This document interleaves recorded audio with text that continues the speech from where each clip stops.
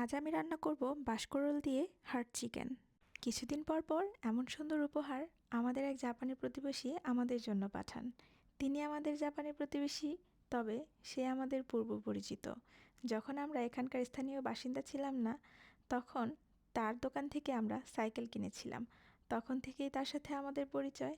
সে মাঝে মধ্যেই তার ইয়ার্ডের বাগানের, তার বাড়ির পাশের সবজি আমাদের জন্য পাঠান। এটা ছিল বাঁশকরল, অনেকগুলো বাঁশকরল দিয়েছে। আর আমি চিন্তা করছি এই বাঁশকরল দিয়ে আমি হার্ড চিকেন রান্না করব। আমাদের সেই প্রতিবেশী সে বলল তাজা বাঁশকরল খেতে নাকি অনেক ভালো। আমি এর আগে প্রসেস বাঁশকরল খেয়েছি, তাজাটা কখনো ট্রাই করা হয়নি।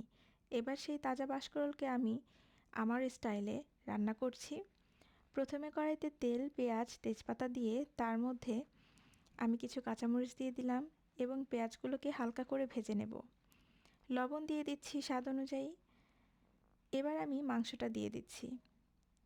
মাংসটা হালকা নেড়েচেড়ে এর মধ্যে আমি ড্রাই মশলাগুলো দিয়ে দিব। দিয়ে দিচ্ছি মরিচ গুঁড়া, হলুদ গুঁড়া, ধনিয়া এবং জিরার গুঁড়া। এবার আমি মশলার সাথে মাংসটা খুব ভালো করে কষিয়ে নেব। যখন মোটামুটি কষানো হবে তখন আমি এর মধ্যে দিয়ে দেব হচ্ছে আদা বাটা আর রসুন বাটা। এটা দিয়েও খুব ভালো করে ভেজে নিতে হবে। যখন খুব সুন্দর করে মাংসের সাথে মশলাগুলো ভাজা হয়ে যাবে তখন আমি এর মধ্যে বাঁশকরল দিয়ে দেব। হার্ড চিকেন সিদ্ধ হতেও সময় লাগে, বাঁশকরল সিদ্ধ হতেও সময় লাগে, কিন্তু বাঁশকরল কিন্তু শেষ পর্যন্ত সেই কচকচি করে।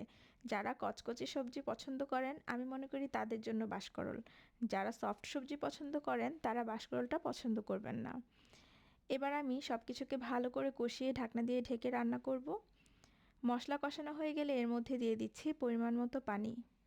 পানি দিয়ে এটাকে আমি খুব ভালো করে রান্না করব। তরকারিটা আমি ভাজা ভাজা করব।